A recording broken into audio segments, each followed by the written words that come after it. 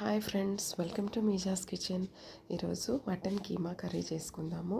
ఇది 1/2 kg boneless mutton. మంచిగా ఉప్పేసి ఒక 3 to 4 టైమ్స్ కడుక్కొని పక్కన పెట్టుకోవాలి. ప్యాన్ హీట్ చేసి ఒక 2 టేబుల్ స్పూన్స్ అంత ఆయిల్ వేసి, ఆయిల్ హీట్ అయిన తర్వాత ఒక 3 ఆనియన్స్ని సన్నగా కట్ చేసుకొని అవి కూడా మంచిగా ఫ్రై చేసుకోవాలి. అవి ఫ్రై అయిన తర్వాత మంచిగా ఫ్రై అయిన తర్వాత ఒక tablespoon ginger garlic paste వేసి అది కూడా మంచిగా ఫ్రై చేయాలి. అది కూడా కొంచెం ఫ్రై అయిన తర్వాత ఇప్పుడు మనం కడిగి పెట్టుకున్న కీమాని అందులో యాడ్ చేసేసి మంచిగా కలిపేసుకొని మూత పెట్టేయాలి. ఆ వాటర్ అంతా వచ్చేస్తాయి కీమాలోవి. వాటర్ అంతా వచ్చేసిన తర్వాత ఇప్పుడు మూత తీసి ఒక 4 పచ్చిమిరపకాయలు చిన్నగా కట్ చేసుకొని వేసి మళ్ళీ కలిపి మూత పెట్టేయాలి. సిమ్లో ఒక 10 minutes వరకు అది అట్లనే కుక్ చేస్తూ ఉండాలి. ఇది కుక్కర్లో కాదు కాబట్టి మంచిగా కుక్ అవ్వాలి.